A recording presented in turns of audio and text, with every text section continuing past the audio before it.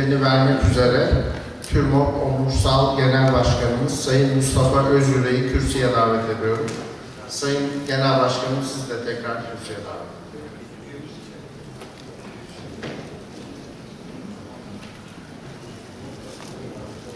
Bir de bizi sorsun.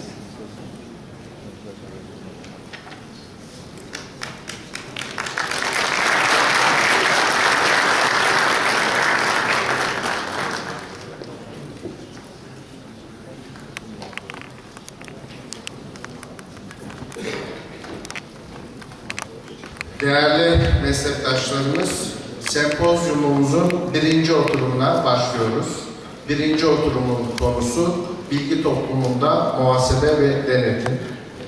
Oturum başkanımız Sayın Profesör Doktor Rüstem Hacırüstemoğlu'nu, Sayın konuşmacı Yan Bol ve Sayın konuşmacımız Hüseyin Gürel'i kürsüye davet ediyorum.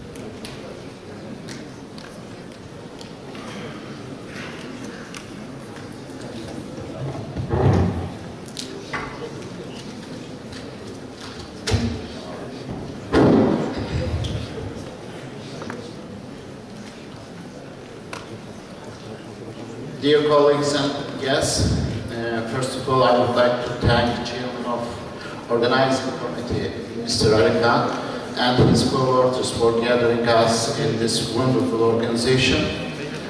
Special thanks to coordinator of symposium, Mr. Professor İlişkin, and then dear guests, on this 11th International Symposium on auditing in Turkey, developments, changes, and expectation in auditing. First day, morning session. We will listen to two presentations. First research paper is called International Auditing, International Accounting and Auditing Practices and Approaches in Information Society. It has been prepared by Yan Bol, who is the former Chief Executive of International Federation of Accountants.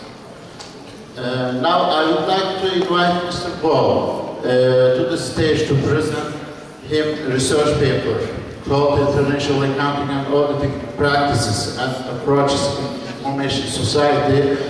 Dear Bol, each presentation will last about 30 minutes. We agree with you.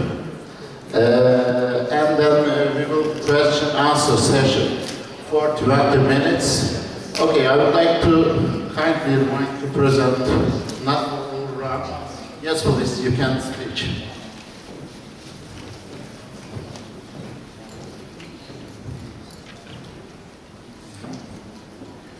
Distinguished President of TÜRMOP, Honorary President, past Presidents, distinguished guests, ladies and gentlemen, good morning.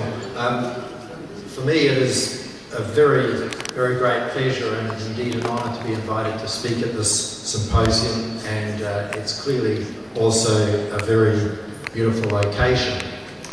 Now, I was introduced as a former Chief Executive of the International Federation of Accountants. So I no longer speak for IFAC, but I can speak for the former Chief Executive of IFAC, and I would like to say in that capacity, thank you to Tourma for all the support that you gave IFAC during the period that I worked with them. But I cannot think of Tourma, and I cannot be in Turkey without also thinking of the World Congress of Accountants in 2006 that was held in Istanbul. It was one of the highlights of the period that I was with IFAC, and I'm very grateful still for the effort and the success of that Congress. The President of Tourma in his presentation referred to the recent World Congress of Accountants in Rome, Italy. The theme of that Congress was learning from the past and building the future, and to some extent I'd like to pick up that theme in my presentation today. The notion of an information society speaks to the future. I would also like to refer a little to the past and the present. But I would like to start by talking about what has happened in accounting and auditing in the century so far. And I'll divide this into two sections, the public sector and the private sector. And I will speak first to the private sector. We've seen a number of things happen. When I joined IFAC in 2002 as CEO, we had just experienced Enron. There were a number of other high-profile financial reporting failures around the world. And the climate was one of a loss of confidence and trust in financial reporting. What we saw in response to that was initially the Sarbanes-Oxley Act in the United States. The Sarbanes-Oxley Act, as you all know, led to the creation of the PCAOB. I'll skip to the next slide very briefly. We heard this morning about the Public Oversight Authority that's been established in Turkey.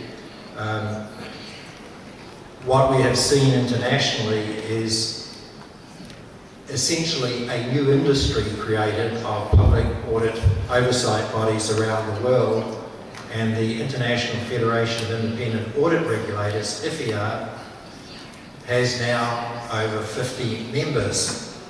So we have seen a very significant reaction to that loss of confidence.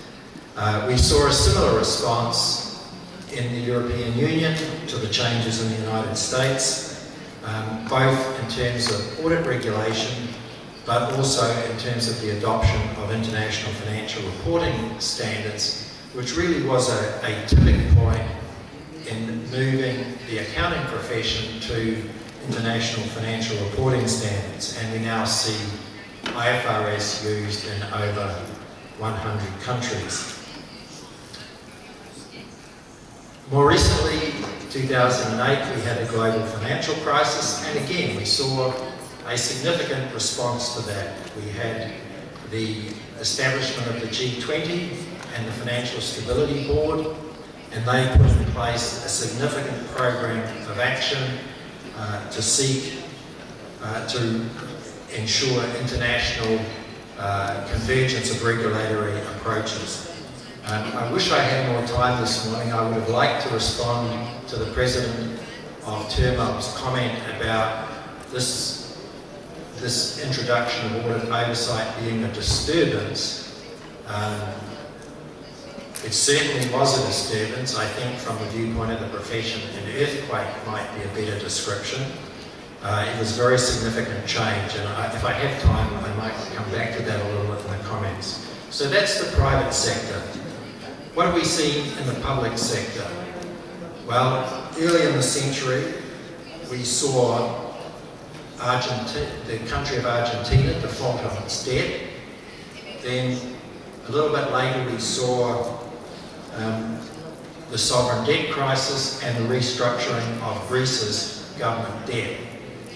That was in terms of its economic impact, a significantly more significant event than Enron, WorldCom, etc. The estimates that I've seen of the loss of value associated with the Greek debt restructuring puts the cost in the hundreds of millions of euros. Sorry, hundreds of billions of euros. What we haven't seen is any of the same kind of response to the failure of financial reporting and financial management in the public sector that we saw in relation to the problems in the private sector. To put this in context, I'd like to just read you a very short quote from a book that was published just this year by Jacob Soll. It's called The Reckoning, and it speaks to the importance of accounting and auditing in governments and in society. And what Soll says at one point in his book is, from Renaissance Italy, the Spanish Empire, and Louis XIV's France to the Dutch Republic, the British Empire, and the early United States, effective accounting and political accountability have made the difference between a society's rise and fall. Over and over again, good accounting practices have produced the levels of trust necessary to found stable governments and vital capitalist societies.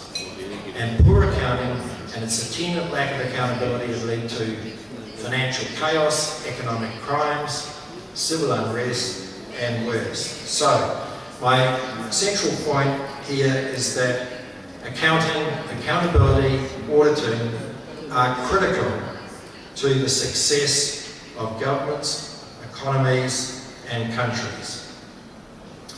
And we should also note that in a very recently reported survey by the World Economic Forum, the respondents identified as the major risk the fiscal condition of governments. So we have a very big problem and as yet no solution. I've